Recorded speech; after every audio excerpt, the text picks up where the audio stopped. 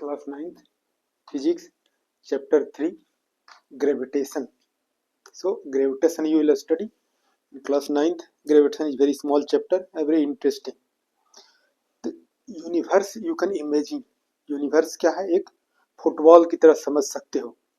ठीक है, आप फुटबॉल का ये फुटबॉल समझ सकते हो, बिग है और उसके अंदर क्या है, गैलेक्सीज हैं, स्टार्स हैं, प्लैनेट्स हैं और हमारा यूनिवर्स जो है एक्सपेंड कर रहा है, बढ़ रहा है और एस्टिमेटेड साइज जो है, ये यूनिवर्स का साइज क्या होगा, 10 to the power 26 metre.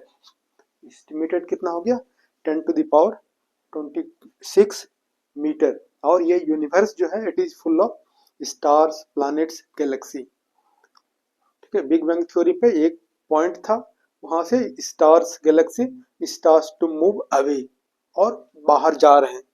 They all are going. Stars, galaxy एक दूसरे से दूर जा रहे हैं. यूनिवर्स क्या हो रहा है, एक्सपेंड कर रहा है. हमारा भी है एक, there is one universe, may be other universe. तो अब यूनिवर्स में है कितना गैलेक्सीज हैं, there are so many galaxies. 10 to the power 11 galaxies है और एक गैलेक्सी पर कितना स्टार्स हैं, 10 टू द पावर 11. तो मल्टीप्लाई करोगे तो कितना हो जाएगा, 10 to the power 22 stars. Total stars, number of stars कितना हो गया, 10 टू द पावर 22 स्टार्स. और जैसे कॉन्स्टलेशंस भी है, गैलेक्सी क्या है, large number of stars, combination of stars, collection of stars, big number of stars. और कॉन्स्टलेशन क्या है, स्मॉल नंबर ऑफ स्टार्स. अभी तक कॉन्स्टलेशन कितना है, 88 कॉन्स्टलेशंस डिटेक्टेड. और सोलर सिस्टम कितना है, सोलर सिस्टम हमारा एक सोलर सिस्टम है जो sun head of the family है. 8 planets are revolving around the sun. तो 200 सोलर सिस्टम्स डिटेक्ट किया गया है, 200 सोलर सिस्टम डिटेक्ट किया गया है. और हमारा सन क्या है, एक सोलर सिस्टम है. सन हेड ऑफ द फैमिली है और उसके अराउंड 8 प्लैनेट्स रिवॉल्व कर रहे हैं. पहले जो बिगनिंग थ्योरी था, जियोसेंट्रिक थ्योरी. जियोसेंट्रिक थ्योरी, जियो मीन्स अर्थ, और क्या है, अर्थ सेंटर में है और ऑल प्लैनेट्स आर रिवॉल्विंग. तो ये बाद में रॉन्ग हो गया. तो अब यहाँ पर है gravitation. Try to understand the meaning of gravitation. यहाँ पर मेनली पढ़ना क्या है, this Kepler's laws of planetary motion. Kepler ने भी दिया है, 3 लॉज दिया है. फर्स्ट जैसे न्यूटन ने दिया है, Newton's laws of motion, 3 laws, first law, second law and third law. यहाँ भी केपलर ने भी दिया है, Kepler's laws of planetary motion. Kepler ने भी दिया है 3 लॉज मोशन ऑफ प्लैनेट्स के बारे में. First law of motion, second law of motion, third law of motion, Kepler's. So Kepler's laws of planetary motion, planet के मोशन के बारे में. First, gravitation. यूनिवर्स में क्या है, 2 प्लैनेट, 2 पार्टिकल, 2 स्टार एक दूसरे को अट्रैक्ट कर रहा है. The force of attraction in the force of attraction between 2 body, 2 particle, 2 stars in the whole universe is known as gravitation or gravitational force. ये क्या होगा, the force of attraction between any 2 particles in the universe is called gravitation or gravitational force. तो क्या हो गया, universe में क्या है, बहुत सारा प्लैनेट्स हैं, स्टार्स हैं और ये दो एक दूसरे को अट्रैक्ट कर रहा है. 2 particle, 2 planet, 2 galaxies. The force of attraction between 2 galaxies, 2 planets in the universe is known as gravitation और ग्रेविटेशनल फोर्स.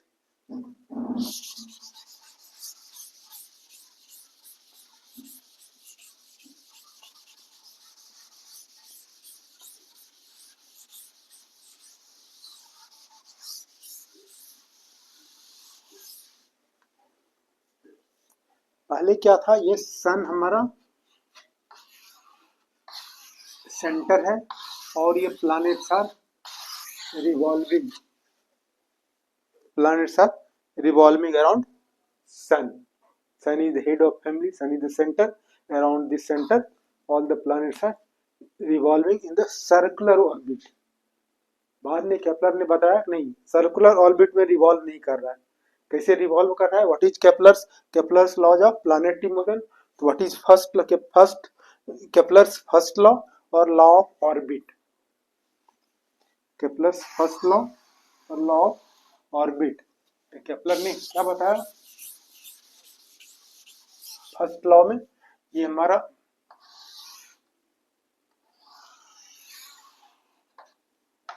ये सन है और ये ऑर्बिट है।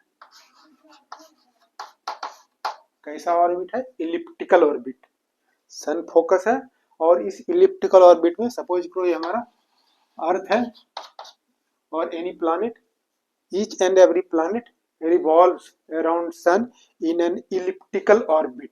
First law, and every planet revolves around the sun in an elliptical orbit. इस तरह से statement याद रख सकते हो। Each planet revolves around the sun in an elliptical orbit with the sun at one of the foci of the orbit. sun क्या है? Focus है। फोकस का प्लूरल क्या हो गया? फोकाई। फोकस है और इसके अराउंड सभी प्लैनेट्स रिवॉल्व कर रहे हैं। What is Kepler's first law? Each and every planet revolves around sun in an elliptical orbit.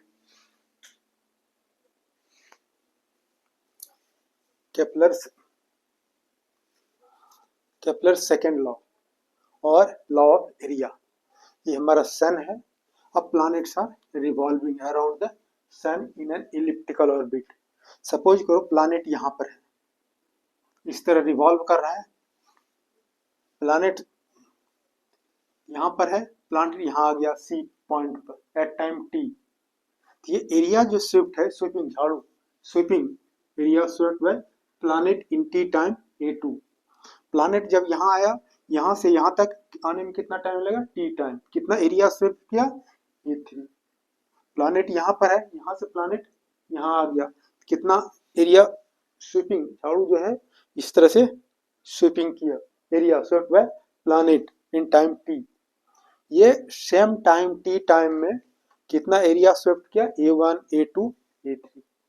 तो क्या हो गया? The area swept by planet in equal interval of time is equal.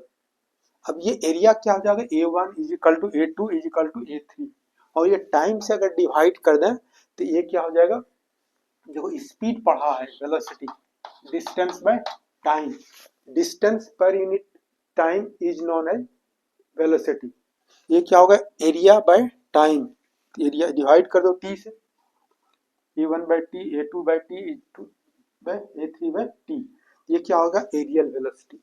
ये क्या है? डिस्टेंस पर unit time is known as linear density, linear velocity. Distance per unit time is known as linear velocity. या displacement per unit is known as aerial velocity, linear velocity. यहाँ क्या होगा? Area by time, तो क्या हो जाएगा? Areal velocity. ये areal velocity, areal velocity of a planet, देखिए the areal velocity of a planet around the sun is same. Areal velocity of a planet around the sun is same. दो तरह से लिख सकते हो, the area swept by planet at any interval of time is same और the areal velocity around the sun is known as is the same.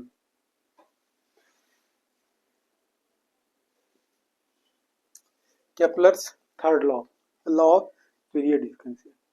तो this T square, T क्या है? ये सन हमारा हो गया और टी क्या है? Time period, time taken to complete one revolution around the sun. यहाँ से चला, अर्थ है, अर्थ का टाइम पीरियड कितना है? 365 डेज और एक रिवॉल्यूशन जो है ये 24 आवर्स। 24 आवर्स में अपने ही प्लेस पर अर्थ क्या है? रोटेट करता है और रिवॉल्व जो करेगा कितना? 365 डेज, 1 ईयर में। तो ये टाइम पीरियड है, टाइम पीरियड 365 डेज। तो इसको और आर क्या है? ये हमारा माइनर एक्सिस है और ये क्या होगा मेजर एक्सिस, ये क्या होगा सेमी मेजर एक्सिस, और क्या हो गया ये सेमी मेजर एक्सिस। कैसे डिफाइन करोगे, ये टी स्क्वायर नहीं टाइम पीरियड का स्क्वायर आर है क्या सेमी मेजर एक्सिस, ये मेजर एक्सिस हो गया और माइनर एक्सिस हो गया हाफ यानी सेमी मेजर एक्सिस। तो ये रिलेशन दिया हुआ है टाइम पीरियड और सेमी मेजर एक्सिस। तो क्या हो गया square of time period is directly proportional to the cube of semi major axis.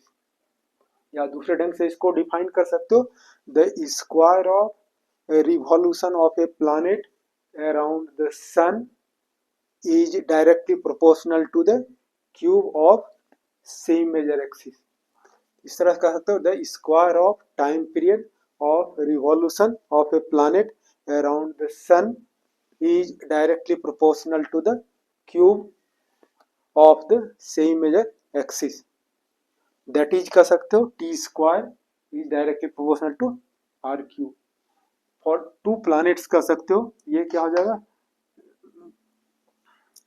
T square is equal to K constant of proportionality, जब प्रोपोर्शनल साइन हटाते थे कांस्टेंट के constant of proportionality. अगर दो प्लैनेट हो, दो प्लैनेट के लिए क्या कर सकते हैं,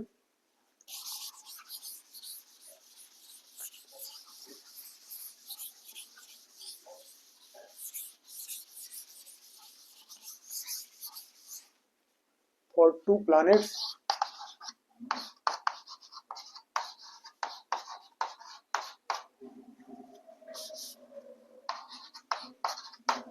ये हो गया T1 square is equal to K R1 cube and T2 square is equal to K R2 cube. अब डिवाइड कर दोगे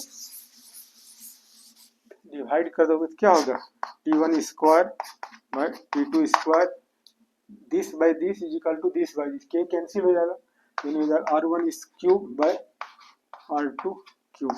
for two planets a time period of one planet, time period of another planet, same major axis of one planet, same major axis of another planet. In this way you have read Kepler's laws of planetary motion। Kepler's first law, each and every planet revolves around the sun in an elliptical orbit। Second law, area swept by planet around the sun is same। or third, this you are getting square of time period of revolution of a planet around sun is directly proportional to the cube of same major axis of an elliptical orbit।